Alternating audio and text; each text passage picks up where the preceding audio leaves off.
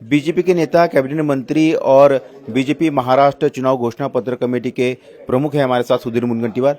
मुनगंटीवार जी, BJP का घोषणा पत्र कब तक आएगा?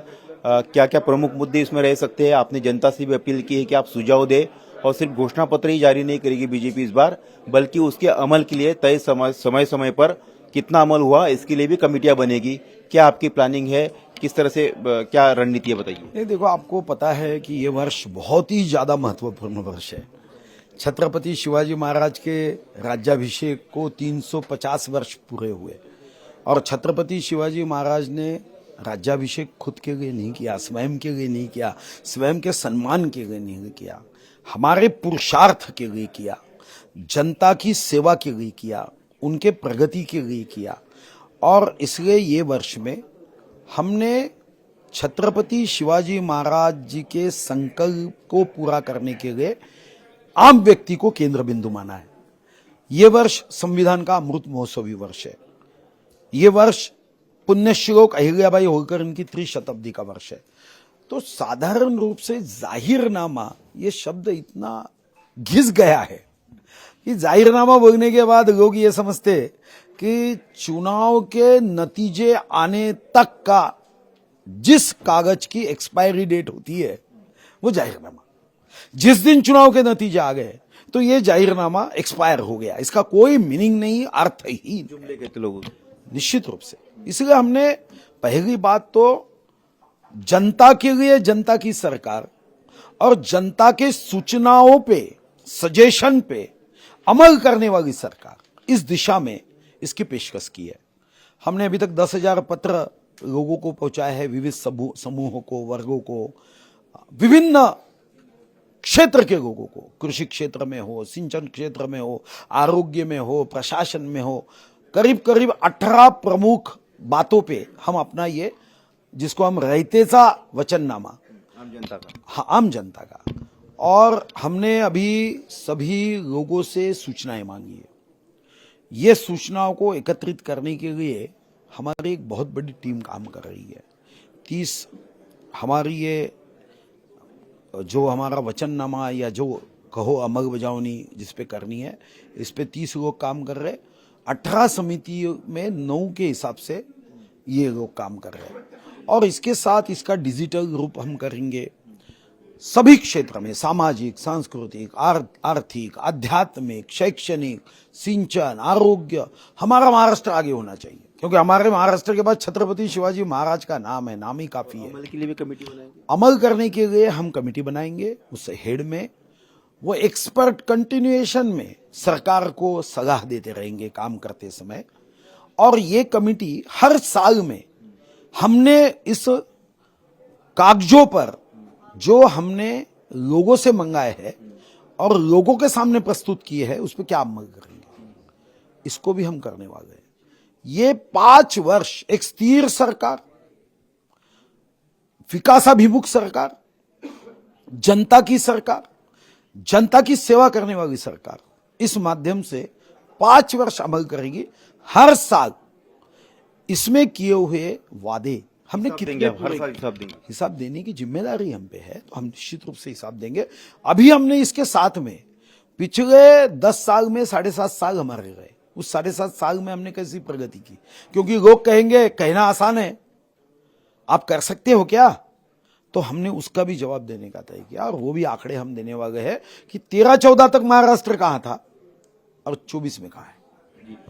कब तक ये आ जाएगा? कब तक ये प्रक्रिया पूरी हो जाएगी? घोषणा पत्र सजेशन आना शुरू हुआ है, अगले महीने जा सकता है? नहीं, अगर ना हमारी कोशिश रहेगी कि ये महीने के अंत तक आ जाए, तो हम 1 नवंबर से 20 नवंबर तक फिर अच्छा काम कर सकते हैं।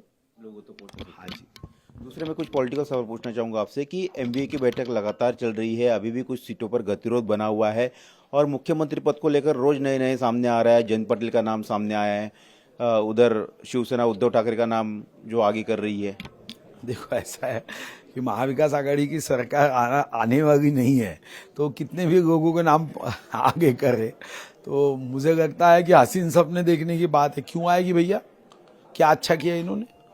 हमारी लाडली बहन को विरोध करने वाले ये लोग हैं, महाराष्ट्र का अपमान करने वाले लोग हैं, मुंबई को तोड़ दिया जाएगा ऐसी झूठी बात फैलाने वाले लोग हैं, संविधान बदल देंगे ऐसी झूठी बात करने वाले लोग हैं, अमेरिका में जाके आरक्षण बदलने की बात करने वाले ये लोग हैं। ये झूठों को वोट क्यों देंगे भैया? क्यों हमें महाराष्ट्र आगे नहीं बढ़ाना है? क्यों देंगे? अपने पैरों पे कभी पत्थर मारेंगे क्या लोग? तो आपको लगता है कि बात नहीं बन पाएगी, क्योंकि समाजवादी पार्टी ने भी धमकी दे दी है अबू हसन आजमी की हमें जो है 12 सीटें चाहिए और हमको मीटिंग में भी नहीं बुलाते हैं, अगर हमारा साथ नहीं चाहिए तो बता दीजिए, हम अकेले लड़ने के लिए तैयार है। तो मनमुटाव सामने आ रहा है। तो बुरा क्या है? इसको आप बुरा मानते हो? नहीं, आपके लिए बहुत उनमें मनमुटाव होते रहे और हमारी एकता आगे बढ़ती रहे तो ही तो महाराष्ट्र के जनता का कल्याण होगा भाई। उनमें मनमुटाव तो होना चाहिए, अच्छी बात है ये तो। वो लोग आपसे भी पूछ रहे हैं कि आप बताइए कि आपके पार्टी में, आपके अलायंस में मुख्यमंत्री पद का चेहरा कौन होगा? अगर तीनों ने काम किया है, मुख्यमंत्री, दोनों मुख्यमंत्री, तो उनका चेहरा भी क्यों नहीं वो घोषित करते हैं? अरे हमारा चेहरा सीएम यानी कॉमन मैन है भैया।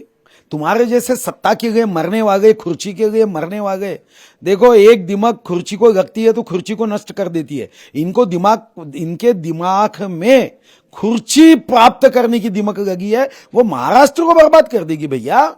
ये खुर्ची के जो कीड़े होते हैं ना, ये बहुत डेंजर होते हैं। तो इनको क्या है, मुख्यमंत्री कौन? अरे भैया तू क्यों मुख्यमंत्री की बात कर रहे हो? बात करो ना, क्या करने वाले हो महाराष्ट्र के लिए? इनके भाषणों में आप देखो 1% भी महाराष्ट्र के प्रगति की बात नहीं होती। क्या किया तुमने? 55 साल सत्ता में रहे या महाराष्ट्र में 50 साल सत्ता में रहे, बताइए ना भैया तुमने क्या दिए लगाए, थोड़ा तो बताइए। तो आप सीएसी की बैठक, आपकी बैठक हुई कल, तमाम नेता वहां पर थे। बीजेपी की क्या लिस्ट कभी तक जारी हो सकती है? और ऐसा भी बताया जा रहा है कि मौजूदा जो सिटिंग एमएलए थे उनमें से कुछ का टिकट भी कट सकता है, जिनका परफॉर्मेंस ठीक नहीं था, जिनके बारे में गलत रिपोर्ट की। देखो आप इतने सालों से पत्रकारिता करते हो, अभी तक हमारे नेताओं को, लोगों को पहचान नहीं पाए शायद। ऐसे जवाब हम देते हैं क्या कभी?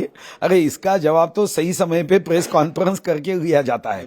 देखो ऐसा है, भारतीय जनता पार्टी अनुशासन प्रिय पार्टी है, जिसका अधिकार का उपयोग उसने ही करना है।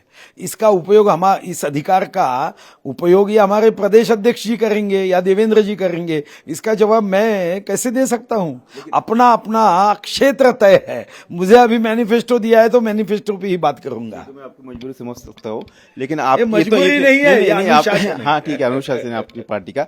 लेकिन इतना तो बता दीजिए कि आपके अलायंस में सीट शेयरिंग को लेकर क्या बात लगभग हो गई फाइनल, क्या अभी भी कुछ बना हुआ है गतिरोध? नहीं, अच्छे से चर्चा हुई है और एकनाथ शिंदे जी हो, अजीत दादा हो, सभी अभी एक साथ में, अजीत दादा और एकनाथ जी कल रात में चंडीगढ़ गए। तो हमें कोई मनमुटाव नहीं है। हमारे में एक ही लक्ष्य है कि महाराष्ट्र आगे बढ़े और हम जो काम करते हैं वो निश्चित रूप से आर्थिक दृष्टिकोण से, सामाजिक दृष्टिकोण से, सांस्कृतिक दृष्टिकोण से महाराष्ट्र का गौरव बढ़ाने वाला हो, यही हमारी अपेक्षा है। बाकी कोई अपेक्षा नहीं है। देखो सीएम कौन बनेगा, मंत्री कौन बनेगा, ये तो चलते रहता है भैया। अच्छा काम करना है, ये बहुत ज़्यादा महत्वपूर्ण है। और इसलिए हमारा सीएम जो है वो कॉमन मैन है। हाँ, कॉमन मैन के विकास के लिए हम भरत जैसे प्रभु राम की पादुका लेकर भरत ने राज्य कारभार किया था, उसके प्रतिनिधि के रूप में उनके उन्नति के लिए हम राज्य कारभार निश्चित रूप से करेंगे। जी, तो ये थे सुधीर मुनगंटीवार, जिनका साफ तौर पर कहना है कि इनका सीएम का चेहरा कॉमन मैन यानी कि आम आदमी है और आम आदमी को लेकर ही वो घोषणा पत्र बनाएंगे, और सिर्फ बनाएंगे नहीं बल्कि उसके अमल के लिए भी कमेटी बनाएंगे और हर साल कितना काम किया, कितना अमल हुआ, इसका भी हिसाब देंगे। और हो सकता है कि इस महीने के अंत तक बीजेपी अपना घोषणा पत्र जारी करे। कैमरामैन मिलिंद सालवी के साथ सचिन चौधरी, इंडिया टीवी, मुंबई।